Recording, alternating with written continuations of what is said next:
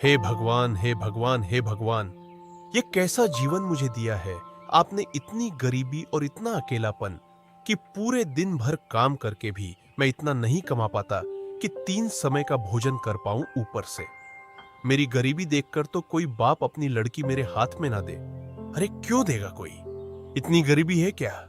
मैंने अपने पिछले जन्म में इतने बुरे काम किए हैं भगवान कि मेरे नसीब में सिर्फ अकेला रहना और भूखा रहना ही लिखा है।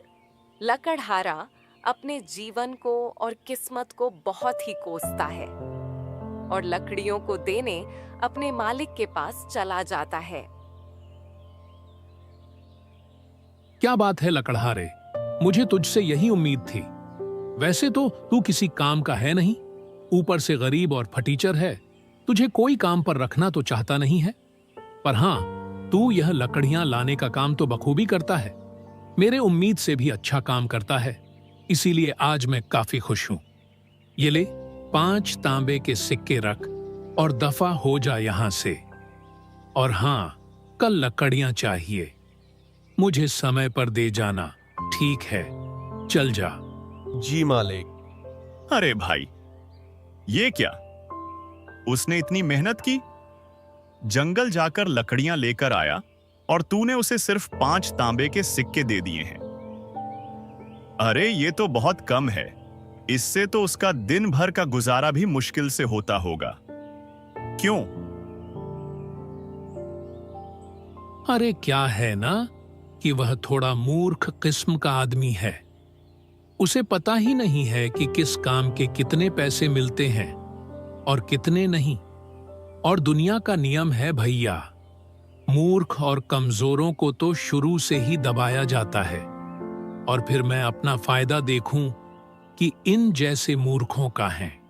अरे वो सब तो ठीक है कि तूने इसे ठग लिया, क्योंकि यह मूर्ख है। लेकिन क्या इसके परिवार वाले भी मूर्ख हैं, जो कुछ नहीं कहते इसे? अरे कैसे कहेंगे? जब कोई परिवार होगा तब तो कहेगा ना।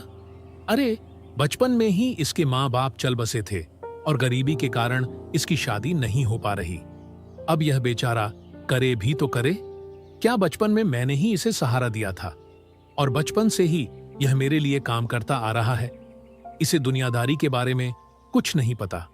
तू ना बहुत घटिया इंसान है यार। मतलब इतने साल से ये तेरे लिए इतने कम पैसों में काम कर रहा है। इससे ज्यादा तो भिखारी कमा लेते हैं एक जगह पर बैठे बैठे। लकड़हारा उन 5 तांबे के सिक्कों को देखता है और उसकी आंखों में आंसू आ जाते हैं। 5 तांबे के सिक्के कितने दिनों के बाद मालिक ने मुझे पूरे 5 तांबे के सिक्के दिए, वरना तो रोज मुझे 3 तांबे के सिक्के से ही काम चलाना पड़ता है। हाँ, ऐसे ही मेहनत करूंगा तो मुझे पूरा विश्वास है कि मालिक एक दिन मेरी तनख्वाह जरूर बढ़ा देंगे, 5 या 6 सिक्के कर देंगे।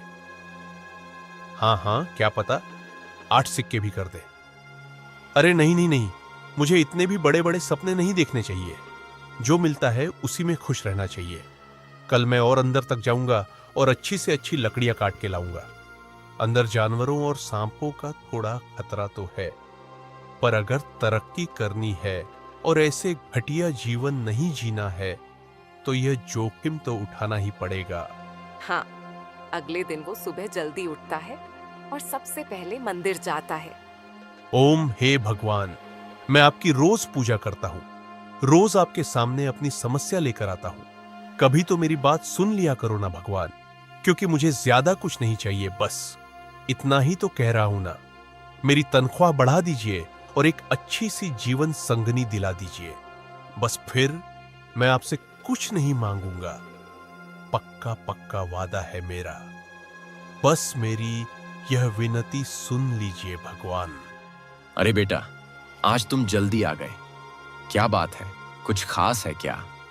ये लो प्रसाद, लो और फिर बताओ क्या बात है। जी, प्रसाद के लिए धन्यवाद पंडित जी। आज ना मैंने सोचा है कि मैं जंगल के काफी अंदर जाऊंगा लकड़ियां लेने के लिए, क्योंकि जंगल के अंदर ना थोड़े अच्छे किस्म की लकड़ियां मिलती। पंडित जी, अगर मैं उन लकड़ियों को काट कर लाऊंगा तो मालिक खुश हो जाएंगे। क्या पता वो मेरी तनख्वाह बढ़ा दे। अरे, तनख्वाह ना भी बढ़ाएं तो कम से कम इनाम तो दे ही देंगे ना, अच्छी लकड़ियां देखकर। हाँ। जंगल के अंदर? नहीं नहीं बेटा, जंगल के अंदर मत जाओ। वहां खतरा है, जंगली जानवर और जहरीले सांपों से भरा है। वो अगर तुम जिंदा ही नहीं लौटोगे तो फिर पैसों का क्या करोगे? ओहो, परंतु पंडित जी, मैं आखिर जिंदा रहकर भी क्या करूंगा? ऐसी जिंदगी से तो अच्छा है कि मैं मर ही जाऊं। मैंने पहले भी जंगल के अंदर जाने की सोची थी, पर कभी हिम्मत नहीं हुई। पर आज मेरे अंदर का शेर जाग गया है। मैंने फैसला कर लिया है, या तो मैं अच्छी जिंदगी जीऊंगा या मैं जीऊंगा ही नहीं, और मैं ऐसी जिंदगी नहीं जी सकता। पंडित जी, मैं परेशान हो गया हूं, सही बता रहा हूं। अब या तो भगवान को मेरी सुननी पड़ेगी या मैं खुद ही भगवान के पास चला जाऊंगा। हाँ, मुझे पता है बेटा कि तुमने अपने जीवन में बहुत दुख देखे हैं। अगर तुम्हारी जगह कोई होता तो उसने अब तक तो हार मान ली होती। पर बेटा, अगर तू जंगल के अंदर जा ही रहा है तो एक बार माँ के मंदिर जाकर जरूर आना। मैंने सुना है कि जंगल के अंदर माँ का एक मंदिर है।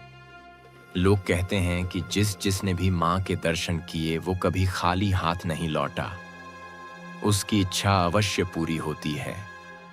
इसलिए सिर्फ एक बार उस मंदिर के अंदर जाना और सच्चे दिल से अपनी इच्छा मांगना, तुम्हारी इच्छा भी जरूर पूरी होगी। देख लेना बेटा। जी पंडित जी, जैसा आप कहें, मैं मंदिर के अंदर भी जरूर जाऊंगा। ऐसा कहते ही लकड़हारा जंगल की ओर निकल जाता है। हो, डर तो लग रहा है, पर यही मौका है कुछ कर दिखाने का। बस एक बार अच्छे किस्म की लकड़ी मिल जाए, फिर जल्द से जल्द निकल आऊंगा। हाँ। लकड़हारा को थोड़ा डर लग रहा था, लेकिन बचपन से ही वो जंगलों के अंदर काम करने की वजह से उसका अनुभव काफी बढ़ गया था। इसीलिए जंगल के अंदर जाने में उसे उतनी दिक्कत नहीं हो रही थी। वो इस बात का काफी ध्यान रख रहा था कि कहीं कोई जंगली जानवर ना देख ले। जंगल के अंदर चलते चलते उसे अचानक से ही माँ का मंदिर मिल जाता है, जो पूरी तरह से वीरान पड़ा था। अरे बाप, ये क्या? ये माँ का मंदिर तो पूरा खंडहर लग रहा है, और यहाँ इतनी सारी ये जाली क्यों लटक रही है? ओ, लगता है कि इन जंगली जानवरों और जहरीले सांपों की वजह से यहाँ कोई आता जाता नहीं है। मुझे माँ का आशीर्वाद लेने से पहले मंदिर को साफ कर देना चाहिए। क्या पता खुश होकर माँ मेरी मनोकामना सच में पूरी कर दे। उसके बाद लकड़हारा माँ के मंदिर को साफ करने लग गया। ओम हे माता, आपको तो मेरे बारे में सब कुछ पहले से ही पता होगा, फिर भी मैं आपको बता देता हूं, मैं बहुत ही गरीब हूं। इतनी मेहनत करने के बाद भी मुझे 2 समय का खाना भी ठीक से नहीं मिलता। कभी कभी तो मुझे भूखा ही रहना पड़ता है। मेरी गरीबी के कारण मेरी शादी नहीं हुई, और अब तो मुझे कोई उम्मीद भी नहीं है। धीरे धीरे मेरी जीने की इच्छा भी खत्म होती जा रही है। अब आप ही मेरी मदद कीजिए माँ, आप ही मेरी आखिरी उम्मीद है। मुझे पूरी उम्मीद है कि जब मैं यहाँ से अच्छी किस्म की लकड़ियां लेकर जाऊंगा तो मुझे इसकी अच्छी कीमत मिलेगी, और फिर मैं रोज यहाँ लकड़ियां लेने आया करूंगा, ताकि मैं अपनी गरीबी से थोड़ा बाहर आ सकूं। और जब मैं लकड़ियां लेने आऊंगा ना माँ, तो मैं आपके मंदिर भी जरूर आऊंगा, और रोज यहाँ की सफाई भी करूंगा और आपकी पूजा भी करूंगा। बस आप ना मेरे ऊपर अपना आशीर्वाद बनाए रखना माँ। जय माता दी। ऐसा कहते ही लकड़हारा मंदिर से निकलने के बाद लकड़ियां काटने लगा, और जब उसका लकड़ी काटने का काम पूरा हुआ तो वो अपने मालिक के पास पहुंचा। हाँ मालिक, मैं जंगल के आज ना बहुत अंदर तक गया और आपके लिए उच्च किस्म की लकड़ियां लेकर आया हूं। तो मालिक, क्या आप इसके लिए मुझे ज्यादा सिक्के दे सकते हैं ना? अरे वाह वाह वाह वाह वाह, तुमने तो भाई कमाल कर दिया लकड़हारे। जंगल के अंदर तो बड़े से बड़ा लकड़हारा भी जाने से डरता है, पर वाह, तुमने तो आज मेरा दिल खुश कर दिया। और इसीलिए मैं तुम्हें पूरे 3 नहीं 4 नहीं, 5 नहीं, बल्कि पूरे 8 तांबे के सिक्के दूंगा। हाँ, 8 तांबे के सिक्के। क्या आप सच कह रहे हैं मालिक? क्या आप सच में मुझे इतने सारे पैसे देंगे? मुझे तो विश्वास नहीं हो रहा आपका। आपका बहुत बहुत धन्यवाद मालिक। मैं आपको रोज जंगल के अंदर से ऐसी और लकड़ियां लाकर दूंगा। आप उसके भी 8 तांबे के सिक्के देंगे ना मालिक? अरे हाँ हाँ लकड़हारे, क्यों नहीं। अरे तू भी क्या याद करेगा कि किस दिलदार मालिक से तेरा पाला पड़ा है। उन दोनों की बात सुनते ही वहां खड़े सारे लोग हंसने लगे और मजाक उड़ाने लगे। मालिक, ये सब लोग हंस क्यों रहे हैं? यहाँ कोई हास्य प्रहास चल रहा है क्या? अरे तुम इन सब बातों पर ध्यान मत दो। देखो लकड़हारे, यह सब थोड़े पागल किस्म के लोग हैं, सबका मजाक उड़ाते रहते हैं। तुम बस अपना काम करो और रोज जंगल से मुझे अच्छे किस्म की लकड़ियां लाकर दे दो। फिर देखना, एक दिन तू भी बहुत पैसे कमाने लगोगे। हाँ जी मालिक, जैसा आप कहें। मैं रोज आपके लिए लकड़ियां लाता रहूंगा, आपके इस उपकार के लिए। धन्यवाद मालिक, धन्यवाद धन्यवाद। लकड़हारा वहां से जाने लगा। तभी रास्ते में उसे एक व्यापारी मिलने आता है। ए भैया, ए सुनो सुनो, ये बताओ, क्या तुमने अभी अभी जो लकड़ियां बेची हैं वो सिर्फ 8 तांबे में बेच दी? क्या वो सच में तुम जंगल के अंदर से लाए थे हैं? जी हाँ, पर क्यों, मैंने कुछ गलत कर दिया क्या? अरे गलत क्या कहूं मैं, तुमने कितनी बड़ी गलती की है तुम्हें पता भी है। अरे तुम सोच भी नहीं सकते, इतनी बड़ी गलती कर दी है तुमने। हैं क्या मुझे नहीं पता था कि जंगल के अंदर की लकड़ियों को लाने की सख्त मनाही है? मुझे किसी ने बताया नहीं। देखिए, कृपया मुझे माफ कर दीजिए। मैं सच में आगे से ऐसी गलती कभी नहीं करूंगा। अरे अपने सपने में भी नहीं करूंगा। माफ कर दीजिए। अरे बेवकूफ, गधे, जंगल की लकड़ियां काटने के लिए मैं नहीं डांट रहा हूं। तुमने जो इन कीमती लकड़ियों को मात्र 8 तांबे के सिक्के में बेच दिया, उसके लिए डांट रहा हूं। एक बात बताओ, तुम मामूली लकड़ियां काट कर लाते हो तो उन्हें कितने कीमत में बेचते हो? बताओ। जी, 3 तांबे के सिक्कों में, और कभी कभी मालिक खुश होते हैं तो मुझे 5 तांबे के सिक्के दे देते हैं।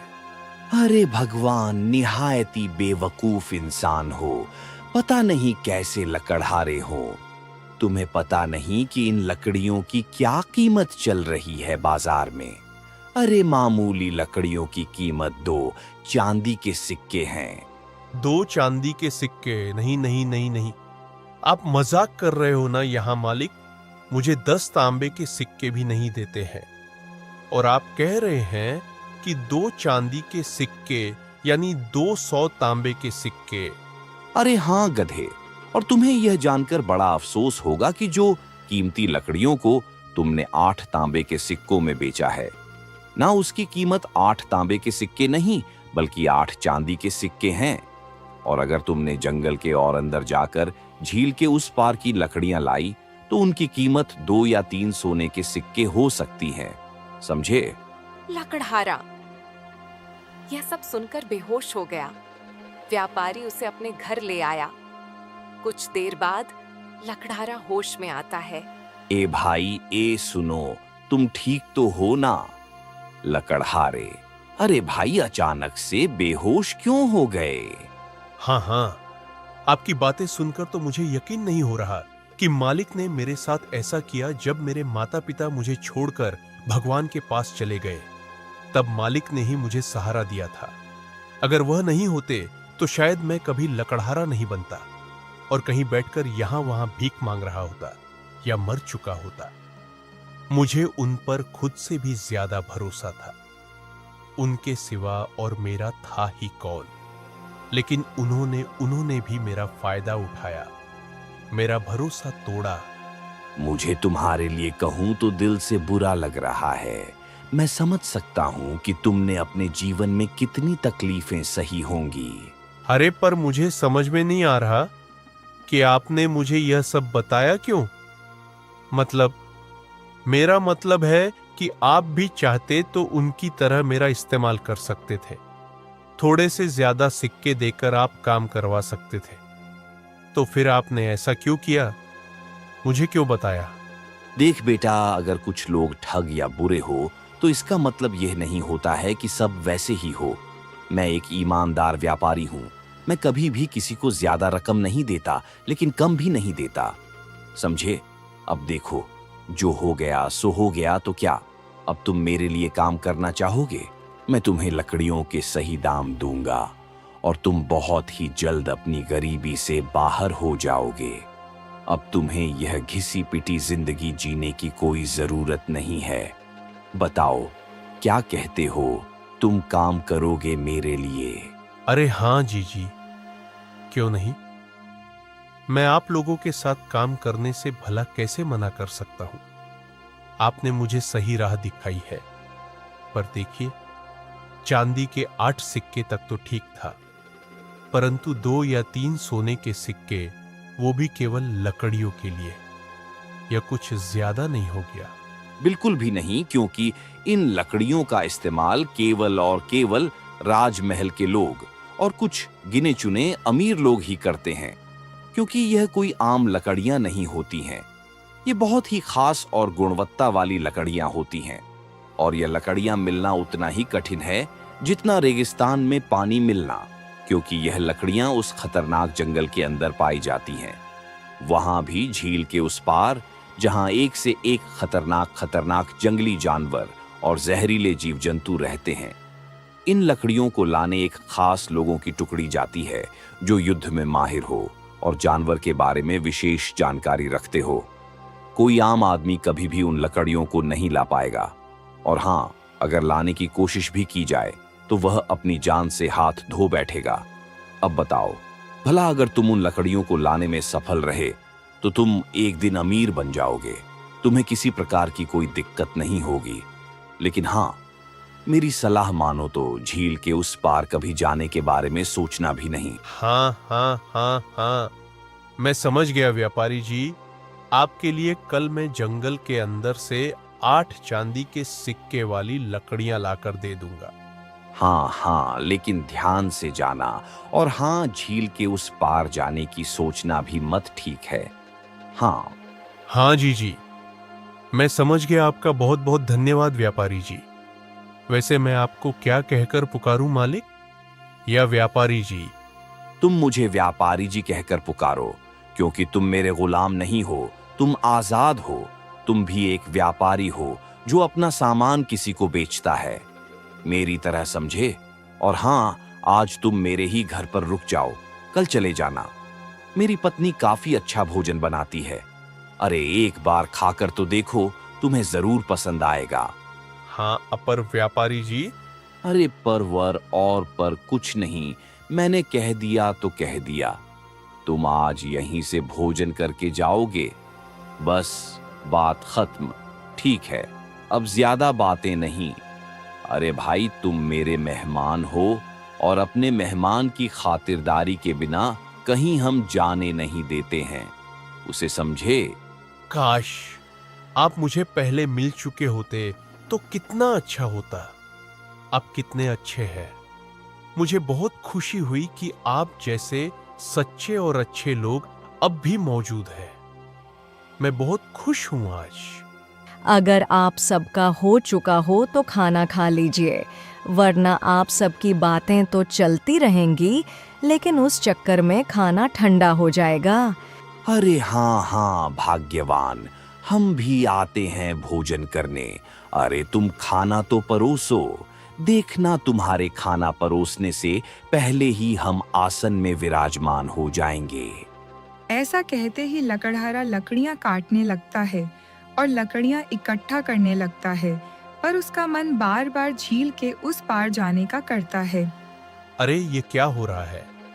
मेरा मन बार बार झील के उस पार जाने के लिए क्यों कर रहा है? कहाँ मुझे मात्र 3 या 5 तांबे के सिक्के मिलते थे, और कहां अब मुझे पूरे 8 चांदी के सिक्के मिलने वाले हैं। मुझे तो इसी खुशी में खुश रहना चाहिए। मैं कहां लालच में आ रहा हूं। नहीं नहीं नहीं नहीं, लालची तो मैं पहले नहीं था। मुझे अब भी लालच नहीं करना चाहिए। लेकिन क्या इतने पैसों की बात सुनकर मेरे मन में लालच जाग गया है क्या? ओ हो, मुझे खुद को संभालना चाहिए। लेकिन मैंने मां से तो कहा है कि मैं मां के लिए कल कुछ खरीद के लाऊंगा। अगर मैं झील के उस पार गया और बचा ही नहीं तो मां के लिए क्या कुछ ला पाऊंगा। हां, इतनी मुश्किल से अब मेरी किस्मत बदली है। मैं ज्यादा लालच के चक्कर में यह जीवन गंवा नहीं सकता। नहीं भाई, नहीं नहीं नहीं। लकड़हारा ने कैसे भी करके अपने मन को शांत किया और लकड़ियां लेकर व्यापारी के पास गया। हाँ, ये लीजिए व्यापारी जी, आपकी लकड़ी में ले आया। अरे लकड़हारे, मैं अभी तुम्हारी ही बात कर रहा था। मेरी बात कर रहे थे? मैं कुछ समझा नहीं। अरे हाँ, वो क्या है ना कि मुझे तुम्हारी चिंता हो रही थी। अब देखो, तुम इतने गरीब हो और अचानक से तुम्हें पता चलता है कि तुम लकड़ियां बेचकर भी अमीर बन सकते हो, तो तुम कहीं इस लालच में झील के उस पार ना चले जाओ। बस यही सोचकर मैं चिंता कर रहा था। आप तो सच में कितने अच्छे हैं। आप तो मुझसे कल ही मिले हैं, पर आप मुझे अपने परिवार की तरह ही चिंता कर रहे हैं, जैसे कि मैं आपका कोई अपना हूं। अरे और नहीं तो क्या, अपने नहीं हो तो अपने बन जाओगे। अपना बन जाऊंगा? मैं कुछ समझा नहीं व्यापारी जी। अरे हाँ, देखो, मेरी भतीजी है। मैं उसके लिए रिश्ता खोज रहा हूँ और तुम उसके लिए एकदम योग्य लड़के हो। देखो, मैं मानता हूँ तुम थोड़े बेवकूफ हो, लेकिन दिल के बहुत अच्छे हो और तुम्हारा व्यवहार भी काफी अच्छा है। तुम मेरी भतीजी का पूरा ध्यान रखोगे, मुझे पूरा यकीन है। और अब तो तुम मोटा पैसा भी कमाने लग गए हो। इन पैसों से तुम कुछ ही दिनों में एक घर खरीद पाओगे और आराम की जिंदगी जी पाओगे। हाँ, ये आप कैसी बातें कर रहे हैं व्यापारी जी? मुझे नहीं लगता कि मैं इस रिश्ते के लायक हूं। अरे तुम हो, और वैसे भी तुमने भगवान से शिकायत की थी कि तुम्हारी शादी नहीं हो रही, तो अब क्यों मना कर रहे हो? देखो लड़के, तुम्हें आगे चलकर तो किसी ना किसी से शादी करनी ही है, तो मेरी भतीजी से कर लो। वो दिखने में भी काफी सुंदर है और खाना बनाने की बात तो पूछो ही मत। ओए होए होए होए, इतना स्वादिष्ट बनाती है, इतना कि तुम रोक नहीं पाओगे अपने आप को। हाँ, ये बिल्कुल सही कह रहे हैं। मुझे आप एकदम सही वर्ड लगते हो।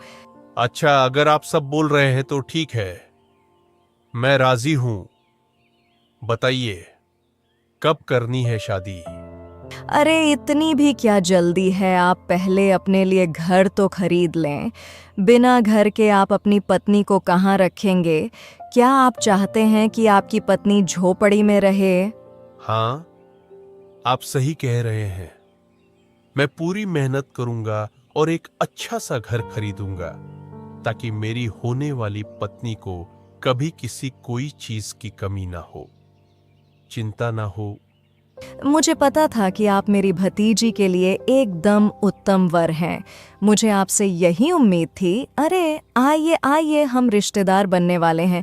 गले लगिए, आइए।